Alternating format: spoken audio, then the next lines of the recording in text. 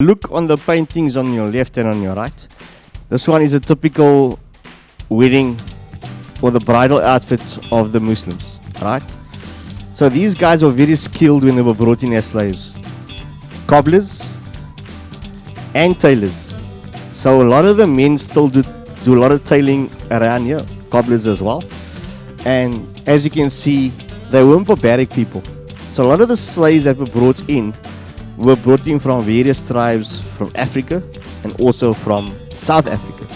So the slaves that was captured in our country was the indigenous people, which was the Khoisan, which were known as hunter-gatherers. So these guys were the first people to be known to be in our country. So they come from Botswana, Namibia, the northern part of the Cape, right, all the way down to Cape Town. You'll find them on the Garden Route of Mossel Bay. Some of them stretch as far as Port Elizabeth. But they're the original people. So the slaves which were brought in were Central and Eastern Africa and the Bushmen as well. But the Bushmen wasn't physically built to do hard labor. A lot of them died doing hard labor. Also, the European brought with him diseases such as measles, chickenpox, and flu. And those diseases of the Europeans wiped out so many of the indigenous people within our country. So based on that, they then brought in various slaves from various parts of Africa, also from various parts of Asia. Indian slaves, Batavia as well, Mauritius as well. That's why a lot of ships from Europe that shipwrecked on that coastline brought these slaves from India coming past. Also, guys that were criminals in their own country within Europe, the Irish in the UK, they were also dropped off here as well.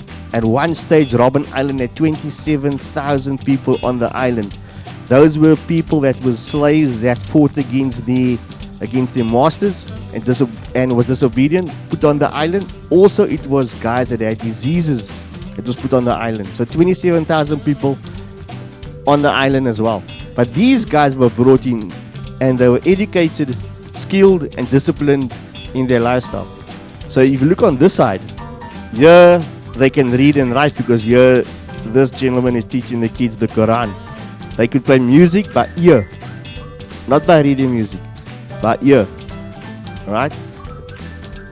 That's the Al-Level Mosque, I think it is, which is the oldest mosque in our country. Yeah, so this is how they used to trade fruits and vegetables in the neighborhood. So when they're selling goods, horse and cart, fruits at the back, they would also trade. Also, it was the source of means of transportation as well. But the downside about having a horse and cart, these roads were all cobble streets. If you look down the road, you'll see the stop sign there, painted in white. That's a cobble street. The entire area of Bo-Kaap was cobble street. So the wagon wheels would constantly be damaged. So they used to have lots of guys that was around the city and on the outskirts of the city that did repairs to the wheels itself.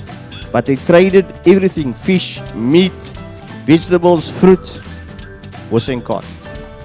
The buildings that you see here, most of this neighborhood, every house in this region is not the same color in the same street. You might find a house painted with a green in another street, but not in the same street. So the representation of the colors is freedom. Because they were slaves, today they are free. That's the meaning behind the people painting their houses bright, different colors. Remember, they were slaves. The only day that they got off was on the 1st of every year. The 1st of January. It's the only time they got free. Every other single day they worked into the bones. Right. So 1836, slavery was abolished by the British, and these guys then were given these houses. So not only were they Cape Malay slaves that lived here, also Europeans lived here. That's why one of the streets is named Chiappini, which is Italian.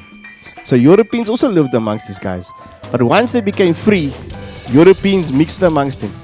But these houses of Bo-Kaap stretched to that big building over there with that colorful lines down there. Stretched all the way down there and into the city. Yeah. So these guys are still the original descendants of the Cape Malay. That's why they are majority, about 75 to 8% still Muslim. So they know practically everybody that live here in here. The community is tight knitted. If you look at the homes here, they don't have security gates around their houses. They don't have tight security here because everybody trusts each other as their neighbor. They live freely. You can see how closely knitted is the houses built to one another here. You can interlink and walk through. Yeah. So the neighborhood knows each other very, very well. If you commit a crime here, they know who it is. They sort you out themselves. Yeah. But a very respectful community. They get irritated with the tourism companies that come through here. Obviously, we bring us our buses and our tourists here, but because they don't receive an income from tourism, that's the quabble. Today, this entire community, the houses is now heritage sites.